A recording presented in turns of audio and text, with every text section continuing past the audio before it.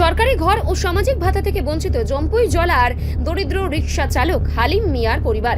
সিপাহীজলা জেলার জম্পুই জলা ব্লকের প্রমোদনগর ভিলেজের বাসিন্দা হালিম মিয়ার পরিবারের এখন নিত্যসঙ্গী চরম অনাহার আর অভাব।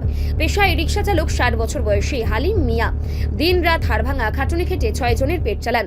একদিন রিকশা না চালালে তার স্ত্রী পারুলি বেগম ও ছোট ছোট ছেলে মেয়ের ভাগ্যে জোটে উপোস। অথচ সবকা সাথ সবকা বিকাশ এই যুগেও সরকারের সমস্ত সুযোগ সুবিধা থেকে সম্পূর্ণ বঞ্চিত ওই পরিবারটি।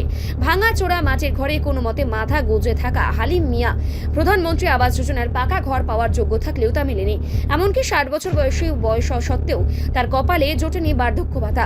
প্রতিদিন রিকশা না চালালে সংসার অচল হয়ে পড়লে ব্লক বা ভিলেজ অফিসে গিয়ে তদবির করার সময়টুকুও তার নেই। সোমবার সংবাদ প্রতিনিধির সামনে অশ্রু সজল চোখে রাজ্য সরকারের কাছে একটি মাথা গোঁজার ঠাঁই ও ভাতার আকুল আবেদন জানিয়েছেন অসহায় দম্পতি।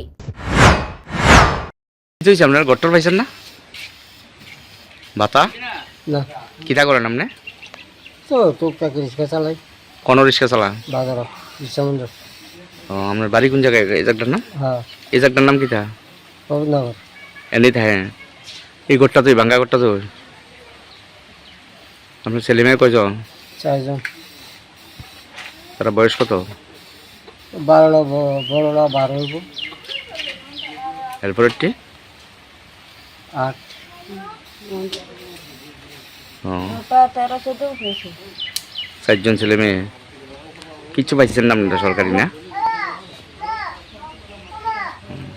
নাম কি আপনার? মিয়া। আপনার নাম? তার বাবু মানে কান করিয়া নাই তোর আমি আমার সব এনো তার বাপের হয়েছে বিশ্রামজের কাগজপত্র আমার এনো তার বাপের লেগে ইয়া নাই আমার সবাই এক্সট্রা। কিচ্ছু পাইছেন না আপনারা? না না আমি দিয়েছি না কিচ্ছু পাইছেন না গট্টর? আপনার নাম কি? পারলা ওরকম এই জায়গাটার নাম? ঘরের সব ভাঙ্গা না?